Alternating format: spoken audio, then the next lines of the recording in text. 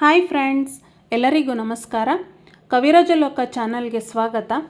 ಇವತ್ತು ನಾನು ಒಂದು ಡಿಫ್ರೆಂಟ್ ರೆಸಿಪಿ ಜೊತೆ ಬಂದಿದ್ದೀನಿ. ಅದೇನಪ್ಪ ಅಂದರೆ, ಸಾಮಾನ್ಯವಾಗಿ ಹಿತ್ಕವರೆ ಬೇಳೆ ಜೊತೆ ಆಲೂಗೆಡ್ಡೆ ಬದನೆಕಾಯಿ ಹಾಕಿ ಸಾಂಬಾರು ಮಾಡ್ತಾರೆ. ನಾನಿವತ್ತು ಹಿತ್ಕವರೆ ಬೇಳೆ ಜೊತೆ ಮಶ್ರೂಮ್ ಆಲೂಗೆಡ್ಡೆ ಹಾಕಿ ಸಾಂಬಾರು ಮಾಡೋದು ಹೇಗೆ ಅನ್ನೋದನ್ನು ತೋರಿಸ್ಕೊಡ್ತೀನಿ.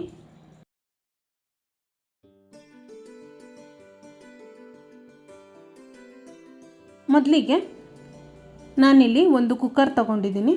ಕುಕ್ಕರ್ಗೆ 1 ಕಪ್ನಷ್ಟು ಹಿತ್ಕವರೆ ಬೇಳೆ,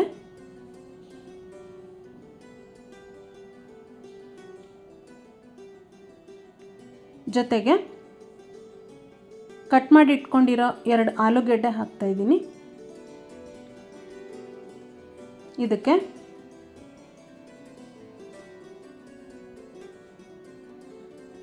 1 ರಿಂದ 1.5 ಗ್ಲಾಸ್ನಷ್ಟು ನೀರು ಹಾಕಿ, 1 ಟೇಬಲ್ ಸ್ಪೂನ್ನಷ್ಟು ಉಪ್ಪು ಹಾಕಿ 2 ರಿಂದ 3 ವಿಷಲ್ ಕೂಗಿಸ್ಕೊತಾ ಇದ್ದೀನಿ.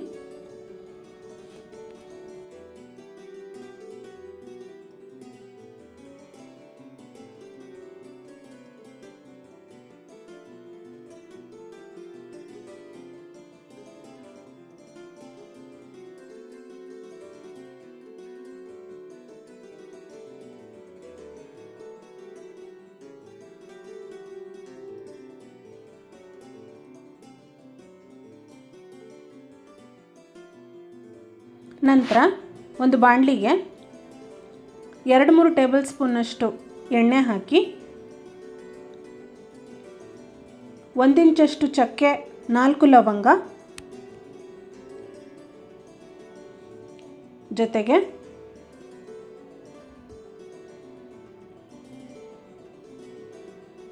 1 ಇಂಚಷ್ಟು ಶುಂಠಿ, 10 ರಿಂದ 12 ಬೆಳ್ಳುಳ್ಳಿ ಹೆಸಳು ಎಲ್ಲ ಹಾಕಿ ಒಂದು ಸಾರಿ ಫ್ರೈ ಮಾಡ್ಕೊತಾ ಇದ್ದೀನಿ.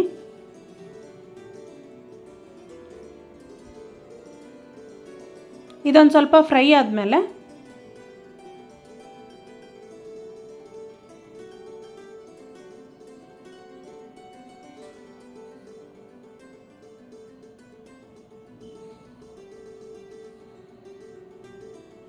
ಕಟ್ ಮಾಡಿ ಇಟ್ಕೊಂಡಿರೋ 2 ಮೀಡಿಯಮ್ ಸೈಜ್ ಈರುಳ್ಳಿನ ಹಾಕ್ತಾಯಿದ್ದೀನಿ.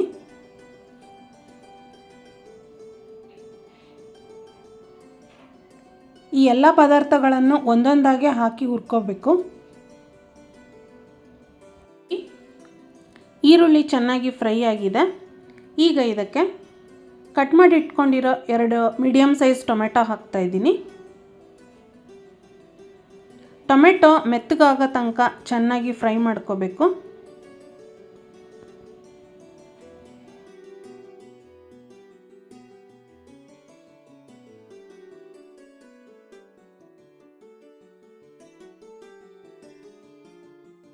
ನೋಡಿ, ಈಗ ಎಲ್ಲ ಪದಾರ್ಥಗಳು ಚೆನ್ನಾಗಿ ಫ್ರೈ ಆಗಿದೆ.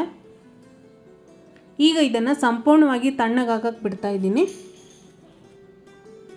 ಈಗ ಒಂದು ಮಿಕ್ಸಿ ಜಾರ್ಗೆ 1 ಕಪ್ನಷ್ಟು ತೆಂಗಿನ ತುರಿ, ಸ್ವಲ್ಪ ಕೊತ್ತಂಬರಿ ಸೊಪ್ಪು, 1 ಟೇಬಲ್ ಸ್ಪೂನ್ನಷ್ಟು ಗಸಗಸೆ.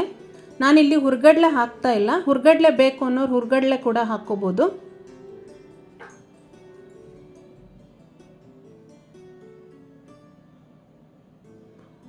ಒಂದೂವರೆ ಟೇಬಲ್ ಸ್ಪೂನ್ನಷ್ಟು ಅಚ್ಕಾರದ ಪುಡಿ, 1.5 ಟೇಬಲ್ ಸ್ಪೂನ್ನಷ್ಟು ಧನಿಯಾ ಪುಡಿ,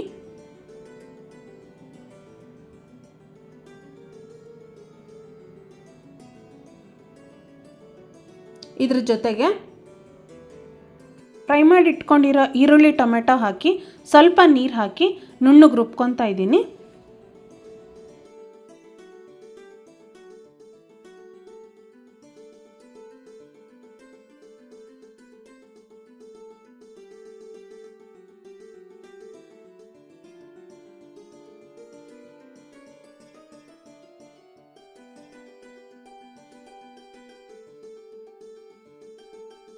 ನೋಡಿ, ಈ ರೀತಿ ನುಣ್ಣಗೆ ರುಬ್ಕೊಂಡಿದ್ದೀನಿ. ಈಗ ಸಾರು ಮಾಡೋಂಥ ಪಾತ್ರೆಗೆ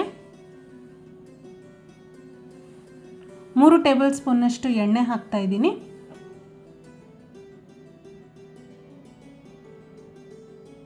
ಎಣ್ಣೆ ಕಾದ ನಂತರ ಅರ್ಧ ಈರುಳ್ಳಿನ ಕಟ್ ಮಾಡಿ ಹಾಕ್ತಾಯಿದ್ದೀನಿ. ಈರುಳ್ಳಿ ಚೆನ್ನಾಗಿ ಫ್ರೈ ಆಗಬೇಕು.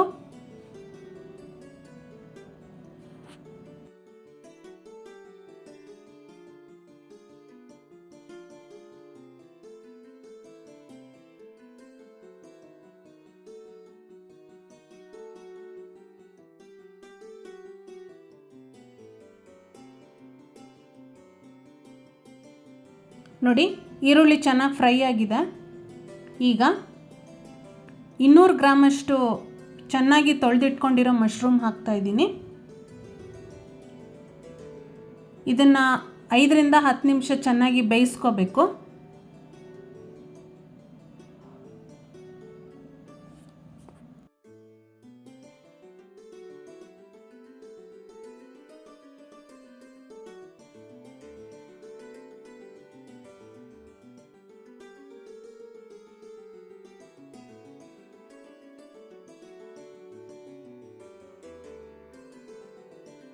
ನೋಡಿ, ಈಗ ಮಶ್ರೂಮು ಚೆನ್ನಾಗಿ ಬೆಂದಿದೆ.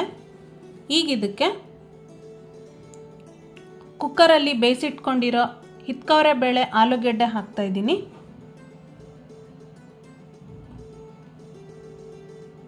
ನೀರು ಸಮೇತ ಹಾಕ್ತಾಯಿದ್ದೀನಿ.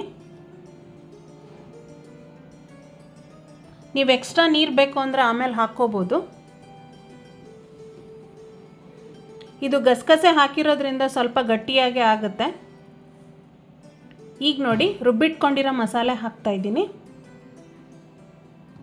ಮಸಾಲೆ ಹಾಕಿದ ಮೇಲೆ ಅದೇ ಜಾರ್ಗೆ ಸ್ವಲ್ಪ ನೀರು ಹಾಕ್ಕೊಂಡು ಹಾಕ್ತಾಯಿದ್ದೀನಿ. ಎಲ್ಲ ಹಾಕಿದ ಮೇಲೆ ಒಂದು ಸಾರಿ ಮಿಕ್ಸ್ ಮಾಡ್ಕೊತಾ ಇದ್ದೀನಿ. ಇದನ್ನು 5 ರಿಂದ 10 ನಿಮಿಷ ಕುದಿಸಿದ್ರೆ ಸಾಕು. ನಿಮಗೆ ಗಟ್ಟಿ ಗೊಜ್ಜು ಥರ ಏನಾದ್ರು ಬೇಕು ಅಂತಂದರೆ ನೀರು ಹಾಕಬೇಡಿ. ನಾನಿಲ್ಲಿ ಸಾಂಬಾರು ಮಾಡ್ತಿರೋದ್ರಿಂದ ಸ್ವಲ್ಪ ನೀರು ಹಾಕ್ತಾಯಿದ್ದೀನಿ.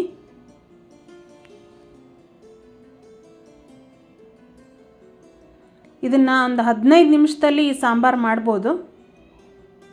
ಇದನ್ನು ನೀವು ಮನೇಲಿ ಟ್ರೈ ಮಾಡಿ ಹೇಗೆ ಬಂತು ಅನ್ನೋದನ್ನು ನನಗೆ ಕಮೆಂಟ್ಸ್ ಮೂಲಕ ತಿಳಿಸಿ. Thanks for watching.